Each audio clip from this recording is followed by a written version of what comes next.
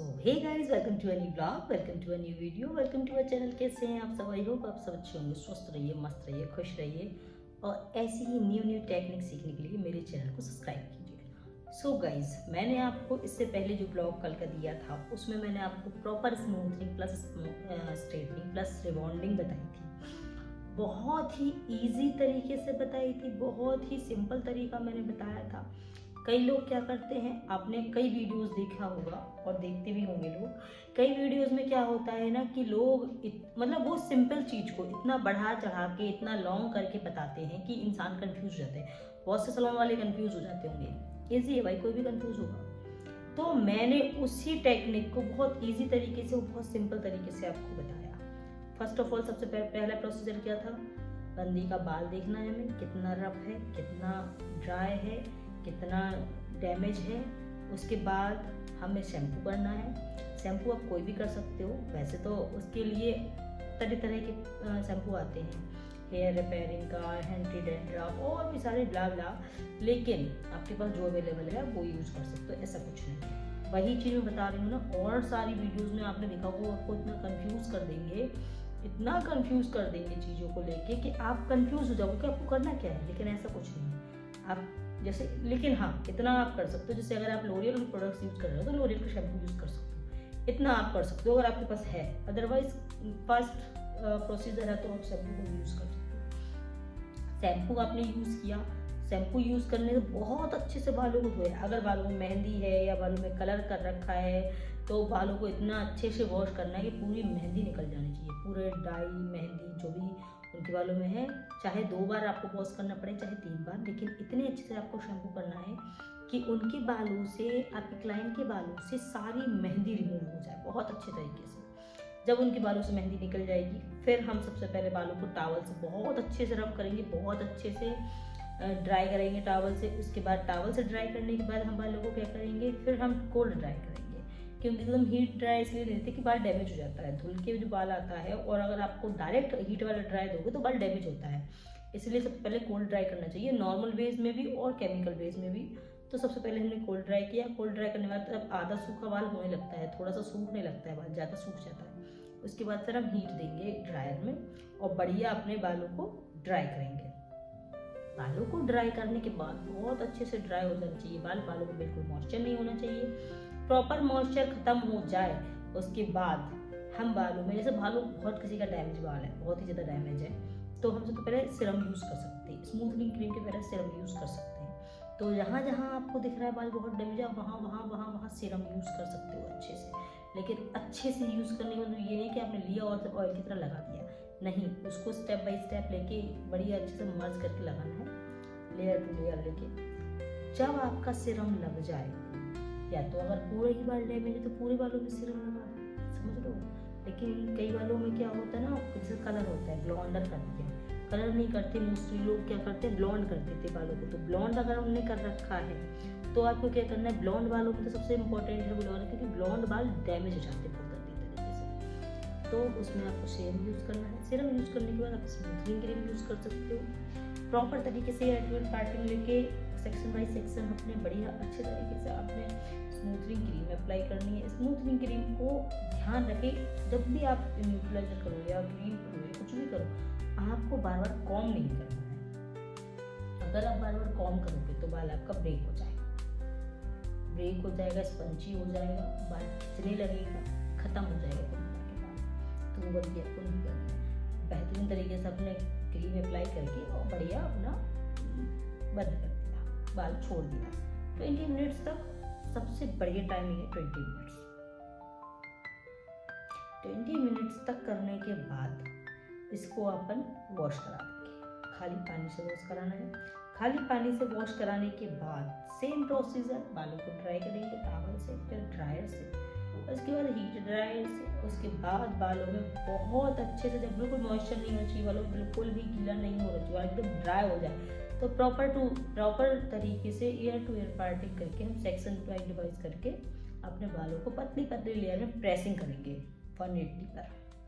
बेहतरीन तरीके से प्रेसिंग करेंगे। प्रेसिंग करने के बाद जब पूरा बाल पे प्रेसिंग हो जाएगी, मतलब आयनिंग हो जाएगी, मतलब स्ट्रेटनिंग हो जाएगी, उसके बाद एक बात का चीज़ का ध्यान रखना है आपको, कभी भी लोकल स्ट्रेटनर आप यूज़ ना करें तो बेटर होगा, क्योंकि लोकल स्ट्रेटनर से क्या होता है ना, बाल खिंचता है। और अगर आप आइकॉनिक का या फिलिप्स का, मतलब कोई भी ब्रांड का अगर हैवी वेट का अगर स्ट्रेटनर यूज़ करते हो तो आपको कभी आपके स्ट्रेटनर में शिकायत नहीं आएगी। ये चीज़ ध्यान रखना। कई लोग क्या करते हैं, सस्ते भद्दे स्ट्रेटनर रखे हैं, क्रीमों से लगे हैं और वो कहते हैं मेरा रिजल्ट अच्छा नहीं लगा। तो क्रीम का प्रोसीजर नहीं होता पूरा कि क्रीम लगा कर छोड़ दिया और भाई मेरा ये नहीं आया वो नहीं आया, ऐसे नहीं होता ना। उसके लिए थोड़ी सी मेहनत करनी पड़ती है। प्रोडक्ट्स के साथ साथ हमें मशीनें भी अच्छी क्वालिटी की यूज़ करनी पड़ती है। जैसे मैंने जो मशीन यूज़ करी वो हमारी आइकॉनिक की थी, 180 टेम्परेचर पे बेहतरीन रिजल्ट आया है। सो वो चीज़ को आपको ध्यान रखना है। फिर आइनिंग कर ली हमने। आइनिंग करने के बाद हम सब फिर करेंगे न्यूट्रलाइजर यूज़। न्यूट्रलाइजर चाहो तो ग्लव से लगा लो, मैंने बताया था, चाहो तो हाथ से लगा लो। वैसे मैं कंफर्टेबल हाथ से लगाने में रहती हूँ। क्रीम ज़्यादा हार्ड होती है, इस चक्कर में क्रीम को हम हाथ से नहीं लगा पाते, उसके लिए हमें ग्लव्स की ज़रूरत पड़ती है। बट न्यूट्रलाइजर इतना हार्ड नहीं होता है, लेकिन उससे हाथों में कोई साइड इफेक्ट नहीं होता, तो हम हाथ से लगा सकते हैं। ठीक, क्रीम में साइड इफेक्ट होता है हाथों में, तो क्रीम नहीं लगा सकते। तो हमने क्रीम न्यूट्रलाइजर अप्लाई करने के बाद प्रॉपर तरीके से वो एयर टू एयर पार्टिकल कर लीजिए, सेक्शन टू सेक्शन करके अपना पतली लेयर लेके अपना बहुत अच्छे से आपने न्यूट्रलाइजिंग कर दी। न्यूट्रलाइजिंग करने के बाद सबसे पहले आपको क्या करना है, आपको टाइमिंग चेक करनी है। न्यूट्रलाइजर क्या होता है, न्यूट्रलाइजर में हीट होती है। जब तक आपके न्यूट्रलाइजर में हीट है तब तक वो वर्क करेगा। उसके बाद अगर आप आधा घंटा या 1 घंटा लगा के रखते हो तो उसको कोई फायदा नहीं है। उस बालों ने अगर हीट खींच ली है तो मतलब उन्होंने अपना काम कर दिया है। न्यूट्रलाइजर का मतलब, न्यूट्रलाइजर काम ही इतना होता है, न्यूट्रलाइजर की जो हीट होती है ना वो बालों को वर्क करती है। तो बालों का उन्होंने ले लिया है अपना मटेरियल जो उनको लेना था। अब क्रीम लगाने से कोई फायदा नहीं है। क्रीम लगी है, पहले कई लोग छोड़ देते होंगे 40 मिनट 45 मिनट, तो कोई फायदा नहीं है। न्यूट्रलाइजर 20 मिनट्स बहुत है उसके लिए। उसने अपना जो वर्क करना था उसने कर दिया। उसके बाद आप चाहो क्या करना ही है, वॉश कराते हैं। 20 मिनट्स बाद अपना वॉश कराएंगे। बाल चेक करने के बाद बाल बॉन्ड हो गया है बड़ी अच्छे तरीके से, अपना वॉश कराएंगे। वॉश कराने के बाद उसमें हेयर मास्क अप्लाई करेंगे। पानी से, खाली पानी से अच्छे से वॉश कराने के बाद हम उसमें हेयर मास्क अप्लाई करेंगे। बेहतरीन वाला हेयर मास्क अप्लाई करेंगे। जैसे मेरे हिसाब से तो आप जो भी प्रोडक्ट्स यूज कर रहे हो, लोरियल कर रहे हो या अदरवाइज स्ट्रेक या कोई भी कर रहे हो, तो उसी प्रोडक्ट्स का पूरा मटेरियल यूज़ करो तो वो बेस्ट है। और मैं तो कहूँगी होम केयर में भी अगर आप क्लाइंट को सजेस्ट करते हो तो उसमें आपको वही शैम्पू, कंडीशनर, सीरम उसको बताना है तो वही यूज़ करेगा। ये चीज़ों का ध्यान रहे तो स्ट्रेटनिंग अपनी अच्छी चलेगी। अदरवाइज आप ऐसा कुछ भी यूज़ करोगे तो कौन सी बात है, डिस्टर्बेंस होगी। तो वॉश करा दिया, मास्क लगा लिया। मास्क लगा के 10 मिनट बाद हम 5 या 10 मिनट बाद अच्छे से वॉश कराएंगे बालों को। खूब अच्छे से वॉश कराने के बाद बालों में आ जाएंगे हम अपने चेयर पे और लगाएंगे टॉवल से बेहतरीन ड्राई। पहले सबसे पहले टॉवल से ड्राई करेंगे, वही चीज़ जैसे टॉवल से ड्राई करने के बाद ड्राई, कोल्ड, फिर हीट। उसके बाद बहुत अच्छे से बाल ड्राई हो जाए, बिल्कुल मोशन नहीं होना चाहिए बालों में। और उसके बाद हम क्या करेंगे, ईजी अपना प्रेसिंग करेंगे। लेकिन इन सब के बीच में एक प्रोसीजर आप मिस कर दोगे। वो क्या, वो ये है कि आपको आधे गीले बालों में सिरम यूज करना है। लोग कई बार क्या करते हैं तो भूल जाते हैं तो वो सिरम लास्ट में यूज करते हैं, तो ऐसी गलती नहीं करनी है। हाँ, गीले बालों में अगर आप सिरम यूज करोगे तो आपके बाल एकदम स्मूथ और शाइनिंग रहेंगे। और अगर ड्राई बालों में सिरम यूज करोगे तो ऑयली चिपकी से रहेंगे। ये चीज़ों का ध्यान रखना। सो बेहतरीन तरीके से आपने फिर सिरम लगाने के, हाफ गीले बालों में सिरम लगा के फिर पूरा प्रॉपर ड्राई करेंगे। प्रॉपर ड्राई करने के बाद सारे बाल जब ड्राई हो जाए, बिल्कुल भी मॉइस्चर ना हो बालों में, उसके बाद हम अपने बालों को प्रेसिंग करेंगे। 180 पे बेहतरीन तरीके से प्रेसिंग करेंगे। प्रेसिंग हमेशा अपने साइड को खींच के करनी है। कभी कभी क्या होता है ना, आदमी ऊपर नीचे दाएं मतलब ऊट पटांग हर तरह करता है, ऐसा नहीं करना है। प्रेसिंग जितना स्ट्रेट खींचोगे बाल उतना बढ़िया आएगा रिजल्ट आपका। ये चीज़ ध्यान रखना। बेहतरीन तरीके से अपनी प्रेसिंग करने के बाद हमारा काम खत्म। अब काम स्टार्ट होता है हमारे क्लाइंट का। क्लाइंट को आपको बताना है कि हेयर में पानी नहीं आना चाहिए, पसीना नहीं आना चाहिए, कान के पीछे नहीं करें, किसी तरह की क्लिप, क्लचर, पॉनी कुछ भी यूज़ ना करें, रबर बैंड कुछ भी नहीं। क्योंकि जहाँ आपने ये सब चीज़ें की वहाँ बाल में बॉम्ब हो जाएगा, बैंड आ जाएगा। बालों में बैंड आएगा मीन्स खत्म।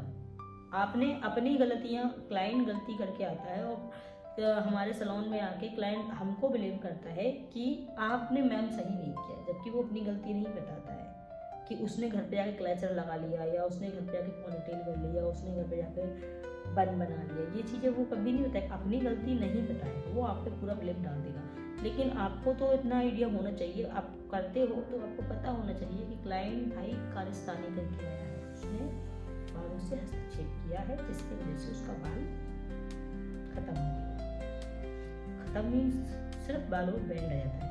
कई लोग क्या करते हैं, कुछ नहीं किया मैम, हमने तो दुपट्टा लगाया था, बस ऐसे मुंह फेस कवर करके गए थे, तो वो दुपट्टे से जो अपने निठान लगाई है ना, उसकी वजह से भी बैंड आ जाता है बालों में। तेज गाड़ी चलाने से पहले क्लाइंट करा के गया और तेज गाड़ी पे चला जा रहा है वो स्पीड में, तो वो बाल उड़ जाते हैं, वो फ्रिजी हो जाते हैं, पूरा आंख का लुक खराब हो जाता है। अब 2 दिन बाद आप वॉश कराने हैं तो उसमें हम क्या कर सकते हैं, आपके तो बाल पहले ही खराब कर लिए। ये चीज़ों को आपको ध्यान रखना है, क्योंकि क्लाइंट पूरा ब्लेम आपके ऊपर डाल देगा, समझ रहे हो। सो 2 दिन की केयर के बाद हम क्लाइंट को वॉश के लिए बुलाते हैं। वॉश में सिंपल है, वॉश के लिए सिर्फ इसलिए बुलाते हैं कि हम चेक कर सके कि आपने अच्छे से केयर की है या नहीं की है। क्योंकि नहीं तो आप हफ्ते भर बाद बोलो कि मैम मैंने तो आपसे रिबॉन्डिंग कराई थी, मेरा बाल खराब हो गया, तो ये गलती आपने की है, क्या किया है आपने, क्या नहीं किया है। इसलिए वॉश के लिए बुलाते हैं 48 आवर्स के बाद।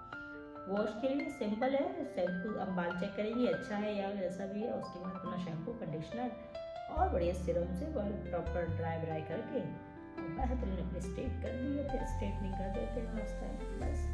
और हमारा फाइनल लुक तैयार हो जाता है। इसके बाद फिर क्लाइंट की जिम्मेदारी है, वो होम केयर में वही शैम्पू, कंडीशनर, सिरम यूज़ कर रहे हैं या नहीं कर रहे हैं, वो फिर उनकी ड्यूटी है।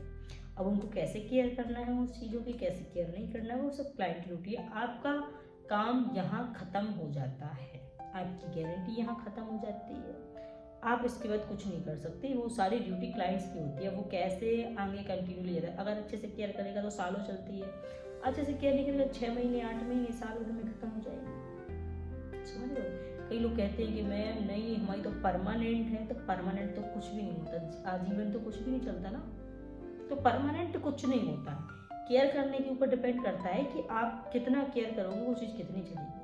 परमानेंट क्या होता है, अगर आप ये बताओ, परमानेंट तो कुछ भी नहीं होता। आपका जो न्यू बाल आएगा वो तो एकदम नॉर्मल ही होगा ना, वर्जन होगा एकदम हेयर, तो कहाँ से आपका परमानेंट हो रहा। रूट के अंदर थोड़ी तो क्रीम डाल के रखी है हमने कि भाई अंदर से जो बाल निकलेगा वो एकदम फ्रेश होगा, और सॉरी स्ट्रेट होगा, वो तो फ्रेश ही निकलेगा ना एकदम से। जो फ्रेश बाल निकलेगा, बस स्ट्रेटनिंग बाल बढ़ते जाते हैं, और बाल नया बाल आएगा तो पुराना बाल नीचे से जाएगा, तो रहता, तो आदमी कटिंग करा लेता तो चला जाता। तो लोग कहते हैं परमानेंट कुछ नहीं होता भाई इस जीवन में। अगर फेशियल भी कराते हो, वैक्स भी कराते हो, तो क्या फेशियल के बाद कुछ महीने बाद आपको फेशियल की जरूरत नहीं पड़ती, स्किन लूज नहीं होती। सोचने वाली बात है ना, वैक्स कराते हो तो हेयर दोबारा नहीं आते हैं भाई। तो ये सारी चीज़ें आप अपने क्लाइंट को अच्छे से एक्सप्लेन करो, उसको समझाओ और फिर उसका काम करो। काम बहुत अच्छी तरीके से करना है जैसे मैंने बताया है। सो गाइस, कैसी लगी मेरी वीडियो, और ये चीज़ आपको कमेंट करके बतानी है। जितने भी सैलून वाले देखते हैं वो कमेंट करके बता सकते हैं। और वीडियो चैनल प्लीज़ लाइक करना, चैनल को सब्सक्राइब करना, बेल आइकन को प्रेस करना। मिलते हैं नेक्स्ट ब्लॉग में, और ऐसी अच्छी वीडियोस, ऐसे अच्छे ब्लॉग्स देखने के लिए आप मेरे चैनल को सब्सक्राइब कर लीजिए, क्योंकि मैं आपको न्यू टेक्निक्स के और बहुत ईजी टेक्निक्स के जरिए बहुत कुछ सिखाने वाली हूँ। सो गाइस, मिलते हैं नेक्स्ट ब्लॉग में, तो टाटा बाय बाय।